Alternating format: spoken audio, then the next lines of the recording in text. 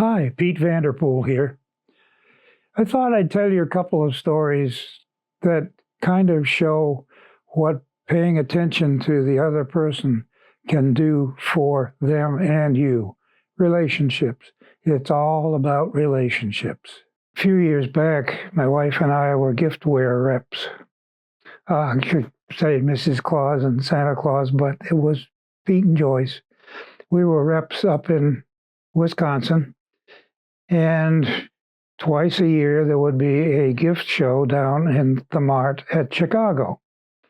So we would go down, and a gift mart, if you've never experienced one, is like in the biggest hotel you've ever been, and each different room is a different supplier.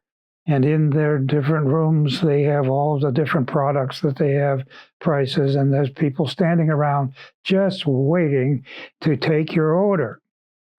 I remember one time we represented Sarnia bells, and a lady came in and she was looking at the bells. Now, these are those kind of rusty bells on wrought iron and in different shapes. They were like animals and all kinds of different things. It was a very popular line back in the day. Well, this lady came in and she looked up and she said, this is my first order that I've ever taken. Anyway, she looks up at the bells and she's like, I'll take a dozen of those. Oh, I hate those. I'll take 2 dozen of those. And I don't like those over there. Give me I says, lady, what are you doing? Well, she says, I learned a long time ago. If I like them, they come into my shop and they stay. If I don't like them, they come in and they go right out the door. That was my first experience at the Chicago Gift Mart. Well, there was another experience that we had. You would start your day about 8 o'clock in the morning trying to get all of your giftware ready to go. And then about 10 o'clock, the customers would come in. Now, the customers are all gift shops. They're there to buy product for their store. And about 10 o'clock, they show up. And about 8 o'clock at night, they close the whole thing down. And we all get to go out to supper. Well, there were 4 of us. I remember we jumped in a cab and we asked him to go to a particular restaurant, and off he went, set the meter. And somebody asked him, to tell us something about yourself. And he said, well, I used to be one of Sam Cooke's backup singers.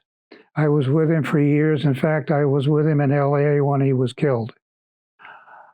I said, well, what happened from there? He says, that tore me up so bad. He says, I just came back here and I moved in with my grandma, and I've been here now for about 3 years.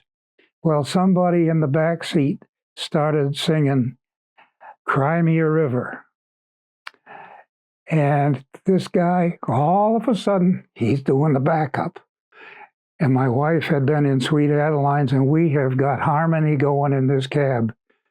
He pulled over to the side, turned off the meter, and we sat there and sang songs like Under the Boardwalk, Chain Gang, all of the songs that he was famous for. And after a little while, the guy said, that is the first time I have sung since LA. Turned on the meter and took us to the restaurant. But I will never forget that. As soon as the one person in the back seat started there singing, and he couldn't resist. He just joined right in. He had a beautiful voice. He was one of the high tenor voices, but boy, did we have a wonderful time. So I have a couple of really good memories about the Chicago Gift Mart. And I remain forever Santa.